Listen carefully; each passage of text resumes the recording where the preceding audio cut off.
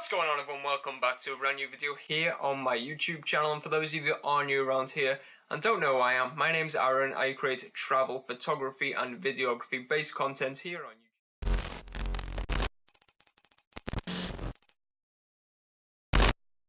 What's going on, everyone? Welcome back to a brand new video here on my YouTube channel. And for those of you that are new around here and don't know who I am, my name's Aaron. I create travel, photography and videography based content here on YouTube. So if that is something that will interest you, be sure to subscribe to the channel. But as you can tell by the title today, we are discussing how you can improve your camera's audio. And obviously this is going to be geared towards people that do shoot with point and shoot cameras on your phone or on a GoPro, but mainly for people that shoot point and shoot like myself, a Sony RX100 or a Canon G7X are probably the two most popular point and shoot cameras. And as you guys know, if you do use them cameras, the audio isn't great, but I'm going to show you my step-by-step process of how you can improve the audio significantly. If you do find this video useful at any point, be sure to let me know by leaving a like.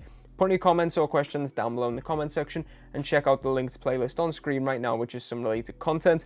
But let's just jump straight to it. Okay, so as I said, if you do shoot with a point and shoot camera, a GoPro or an iPhone, you do know the audio is not the best. Obviously, the best audio you can get will be using a DSLR or a mirrorless camera with something like a Rode VideoMic Pro on top, or if you are shooting indoors, you can use something like this, which is a Rode SmartLav.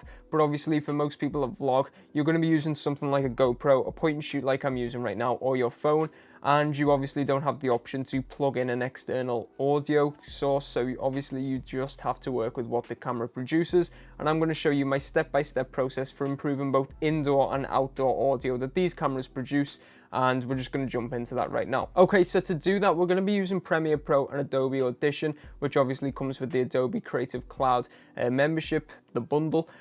Basically, I'm going to be showing you indoor audio and then outdoor audio. Now, the indoor one is for videos like this, where you're sat down with lights and a computer on, because that does actually produce background noise. So we're going to look at eliminating that. But if you are just vlogging around the house or indoors in a store or anything like that, then it is not relevant to you. That's the second part, which is classed as the outdoor recording, because there are two separate processes. But let's go and jump into Premiere Pro right now and see how I eliminate any background noise and improve the audio significantly. Okay, so as you can see, we are in Premiere Pro right now, and this is a project I was literally just working on right now, and you can tell by the fact I still have the same hat and t-shirt on. But basically this is a project I literally worked on 5 minutes ago, and basically this is my video file right here. And obviously you can do these effects in Premiere Pro by going to audio effects, and you have all the effects there. But for this video, I'm not going to be doing that. And obviously, I've recorded using my Rode SmartLav, so I would just usually pop that underneath. But if I'm vlogging, then I'm not using that, because I'm not carrying around this with me all day and keeping it attached to me whilst I'm vlogging when I'm out and about. So what we do is we actually go to the audio clip, and we obviously go and click edit clip in Adobe Audition, and that will take it into Adobe Audition where we can edit it further. Now, a bonus tip before waiting for it to load in Adobe Audition is get some obviously wind muffs, or whatever they're called, the stuff that basically blocks the wind. I'll have a picture on screen right now of them, and that just gives you a bit of a head start, as it will remove most wind noise when you are recording. So that is a great tip.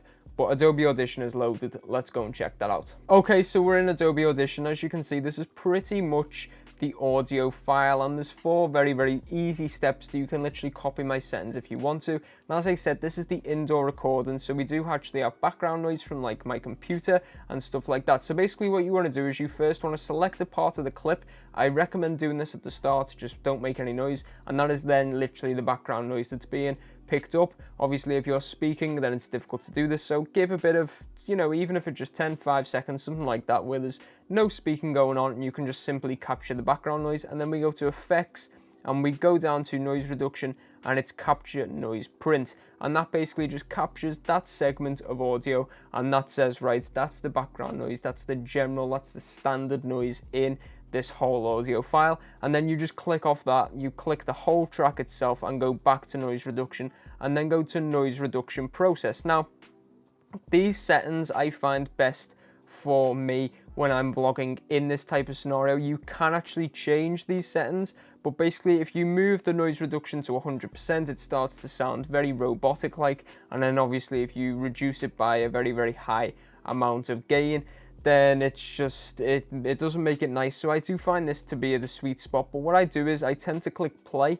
and then I mess around with the settings until I find a decent level. But basically I'm just going to go ahead with these settings because these are the ones I know that I use, and then basically you guys can obviously copy them, and I'm obviously going to show you at the end the before and after. So if you do like what it sounds like, then you can just go ahead and use these settings. And basically I apply the noise reduction first, and then we let that apply, and then we go on to the other steps. So once that's applied, you again just click off and you go to effects again, and this time we're going to apply a parametric equalizer, and this basically highlights some sounds, some types of noises. I'm not even too sure, I'm not 100% cool with audio, it's not my thing, but this is basically what I've read and what I've heard from other YouTubers that you need to do. And the parametric equalizer basically gets the really good noises and makes them sound better, and then reduces any of the bad noises, which is obviously down here, which is basically a high pass filter, and it basically says any frequency below 90 just gets cut off.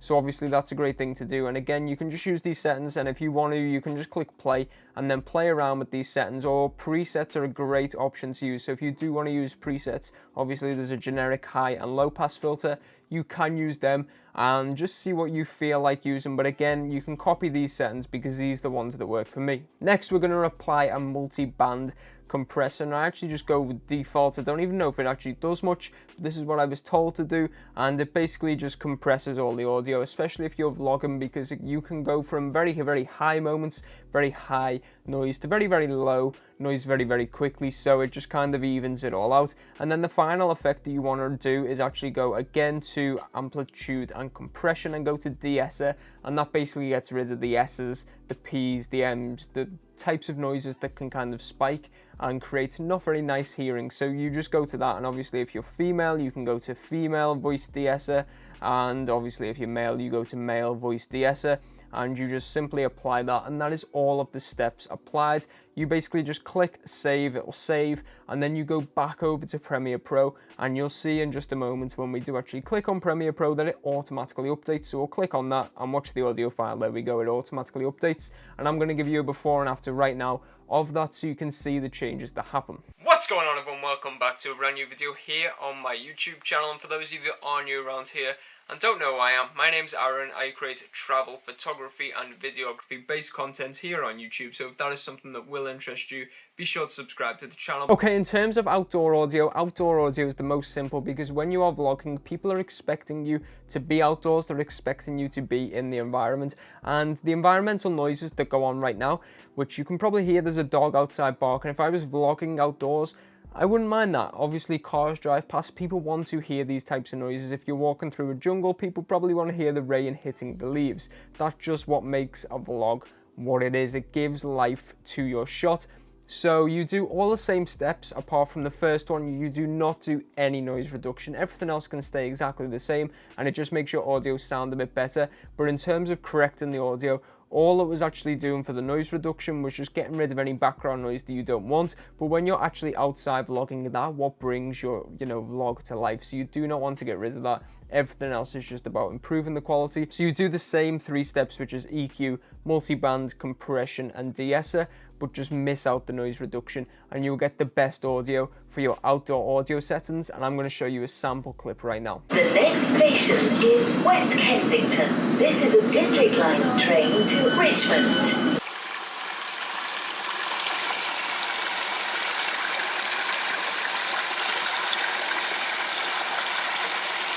Okay, so as you can see, the results are pretty clear, and it does significantly improve your audio. Whilst we're still relying on the internal microphone of the camera, it's never going to be perfect, but it does get the most out of it. It does optimize the audio that you are capturing.